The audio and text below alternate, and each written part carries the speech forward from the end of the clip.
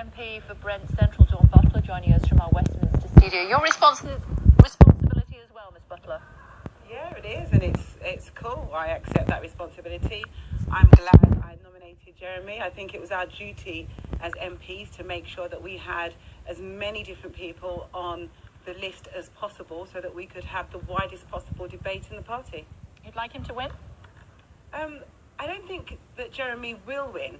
I nominated Jeremy. That wasn't my question, with respect. Yes, but I'm answering. No, you're not. So my question is, do you want him to win? Yeah, and I'm going to answer you, Kay. Just calm down. So what I'm saying is, I nominated Jeremy. I'm happy that I nominated him. I don't think he will win. The person that I'd like to win would be Andy. Do you want him to win? I'd like Andy Burnham to win, because I think Andy is the leader that we need to take the party forward and to actually unite the party. So I'd like Andy Burnham to win. So what was the point in voting for Jeremy Corbyn to be on the ballot paper in the first place?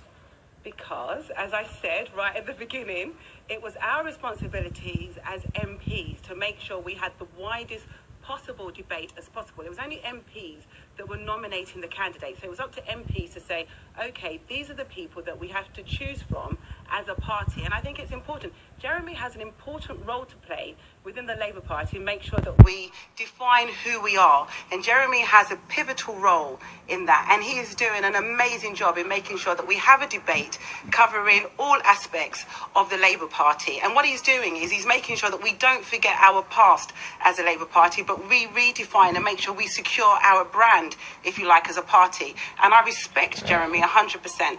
What's the point of putting somebody on the ballot paper if you don't want them to win?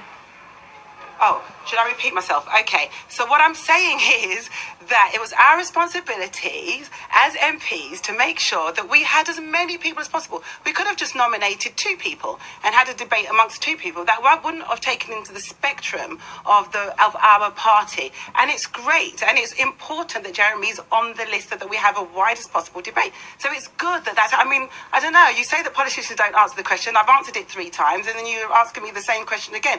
It's important. I'm pleased. I don't regret nominating Jeremy. If he wins, I'm sure that he will make sure that we mould the party in terms of where we are. And then I'm sure he will do what's right. That's Jeremy. Jeremy is cool. Jeremy's a cool guy and he knows what he's doing and he knows what he's saying. He wants to be on the Foreign Select Committee. That's where his heart lies. That's what he really wants to do. And I think he's got an important role to play in that as well. Tony Blair doesn't agree, and neither, it would seem, does Yvette Cooper, who says that she wouldn't be in her shadow cabinet. Okay, well, that's Tony Blair and Yvette Cooper. But Andy says that Jeremy would be welcome in his shadow cabinet. No, he didn't. He said he would certainly not have him as shadow chancellor. But he said, Andy Burnham said that he would have Jeremy in his shadow cabinet. Don't tell me that he didn't say it, because he did. What's wrong with you? He said on the telly. He said on the telly on Sunday. Dawn Butler is a Labour MP. She introduced Jeremy Corbyn's speech this morning. Welcome to PM. Hi. On the Financial Times website this afternoon, its headline was, Corbyn channels Trump with launch of populist campaign. Would you dispute any of that? Absolutely. I'm not quite sure. Trust the paper to come up with that kind of headline after such an amazing speech. Will overturn that system. Okay, so I'm trying to explain about systems that are rigged. One of them they're trying to rig is this general election and is our democracy. Do you not agree that they're trying to change the way our country operates in terms of democracy and trying to rig the system? Or do you not agree with that? Because what I'm trying to explain to you, and I'm sorry if I'm not making myself clear, but what I'm trying to say to you, for instance, when David Cameron said he wanted to change the number of MPs from 650 to 600, was trying to rig our democracy, was trying to rig the system. So how many MPs will there be once Labour? Theresa May is trying to rig this election. Is Theresa May trying to rig democracy in our country? Forgive me, I'm looking for more detail than saying you'll make things fairer. Yeah, well, you're talking about how Jeremy will overturn a rigged system, and yes. What I'm trying to explain to you is how the Conservative Party and how Theresa May's government operates in terms of rigging the system. And one example of Theresa May trying to rig the system is her calling this election.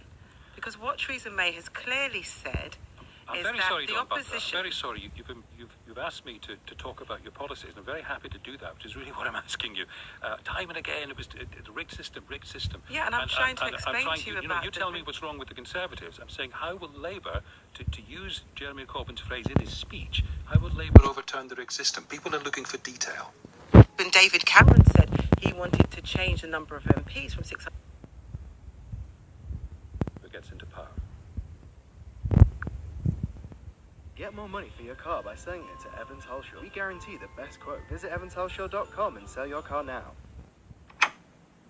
I hope the honourable member begins to understand what it's like to wait for social care, stuck in a hospital bed, or other people having to give up their work to care for them. In yesterday's video, I discussed how I think having strong principles is essential to being a strong leader.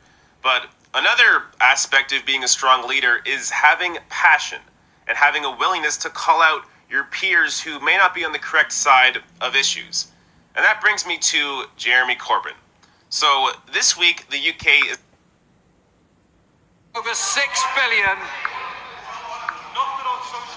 Over 6 billion will have been cut from social care budgets by next March.